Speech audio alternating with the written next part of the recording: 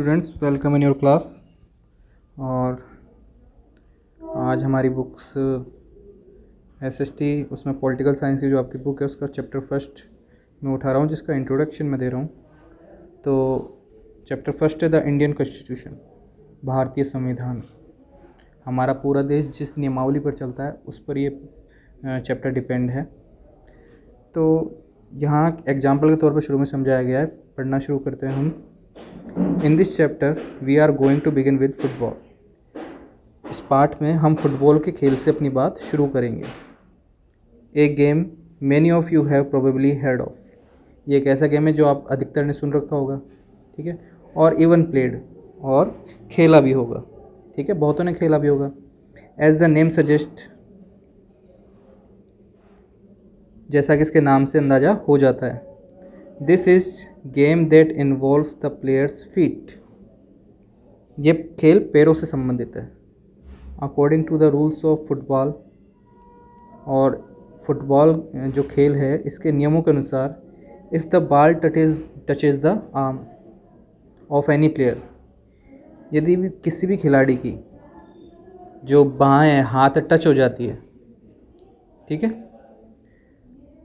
Expect the goalkeeper. Goalkeeper के अलावा, goalkeeper इस गेम के अंदर जानते हैं आप, सिर्फ गोलकीपर हाथों से पकड़ सकता है गेंद को, ठीक है, जो फुटबॉल होती है उसको। इसके अलावा कोई भी जो खिलाड़ी है वो सिर्फ अपने पैरों का इस्तेमाल करता है, हाथों का इस्तेमाल नहीं करता। तो अगर कोई प्लेयर गोलकीपर के अलावा हाथ से टच कर देता है, then this is considered a foul. तो क्या माना जाता है? एक फॉल माना जाता है, ठीक है, ये गलत माना जाता है। So if players start holding the football in their hands and passing it around, then they are not playing football any more. अगर जो खिलाड़ी हैं फुटबॉल को कहाँ पकड़े? अपने हाथ में, और उसे पास करें, एक दूसरे के पास पहुँचाएँ अपने चारों तरफ, ठीक है, then they are not playing football any more. तो सीधी सी बात है, वो फुटबॉल नहीं खेल रहे हैं, ठीक है। कहने का मतलब है फुटबॉल नियमों से चलता है। अगर आप उसे पैरों से खेल रहे हैं तभी वो फुटबॉल मानी जाएगी, अन्यथा नहीं। सिमिलरली अदर गेम्स, और इसी तरह से समान रूप से other game such as hockey और क्रिकेट, जैसे कि हॉकी और cricket also have rules according to which they are played. जैसे हॉकी और क्रिकेट, उनके भी क्या है? अपने नियम हैं जैसे वे खेले जाते हैं। Each of these rules help define the game. ये प्रत्येक जो नियम हैं खेलों के, ये इस गेम को, खेलों को परिभाषित करने के काम आते हैं, ठीक है। तो आगे, and help us distinguish one game from another, ठीक है, और परिभाषित करने का काम आता है। अलग अलग खेलों के बीच फ़र्क करने में इनसे क्या मिलती है? अपन को मदद मिलती है, ठीक है। आसानी से हम दो गेमों को अलग कर सकते हैं। आगे देखिए, next, as these are fundamental to the game, we can also call them the constitutive rules of the game. जैसे कि ये आधार हैं खेल के, we can also call them, हम कह सकते हैं इन्हें मूलभूत नियम इन खेलों के। लाइक दीज गेम्स, इन्हीं खेलों की तरह a society also has constitutive rules that make it what it is and differentiate it from other kinds of society. जैसे इन खेलों में नियम होते हैं, वैसे ही जिस समाज में हम रहते हैं वहाँ भी क्या होता है? आधारभूत नियम तय होते हैं जो उस समाज को दूसरे समाज से क्या बनाते हैं? अलग बनाते हैं। In large society in which different communities of people live together, एक बड़े समाज में अलग अलग कम्युनिटी के लोग साथ रहते हैं। These rules are formulated through consensus, and in modern countries this consensus is usually available in written form. तो जहाँ नियमों को, कई समाजों में, बड़े समाज जो होते हैं उसमें कई अलग अलग समुदाय एक साथ रहते हैं, और वहाँ नियमों को आम सहमति, ठीक है, आम सहमति के द्वारा तय किया जाता है। और आधुनिक देशों में, in modern countries this consensus is usually available in written form, और जो आधुनिक जो देश हैं वहाँ पर ये जो नियम हैं वो लिखित तौर पर मौजूद हैं।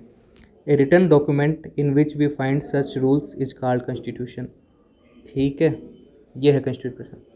और जहाँ ये लिखित दस्तावेज के रूप में उपलब्ध हैं ये नियम, वही हमारा क्या कहलाता है, संविधान। जैसे भारत का अपना संविधान है, लिखित रूप में मौजूद है, पूरा जो कंट्री है उन्हीं नियमों पे चलती है। Then we looked at the Indian constitution in class 6 and 7 in our school and political life text books. तो हम देख चुके हैं, आप क्लास 6 में इन भारतीय संविधान कुछ छवि देख चुके हो। Have you ever wondered why we need a constitution और been curious about how he constitution got written और who wrote इट। ठीक है, तो बात ये है, तो आप क्या सोचते हैं, क्या आपने कभी सोचा ऐसा कि वाई वी नीड कॉन्स्टिट्यूशन और been curious about how the constitution got written, कि हमें इस संविधान की आवश्यकता क्यों पड़ी और ये कैसे लिखा गया और किसने से लिखा। In this chapter we will discuss both these issues and also to get the key feature of the Indian constitution. इस अध्याय में हम इन्हीं मुद्दों पर चर्चा करेंगे और भारतीय संविधान की मुख्य बातों पर ध्यान देंगे। Each of this feature is crucial to the working of democracy in India and some of these will be the focus of different chapters in this book.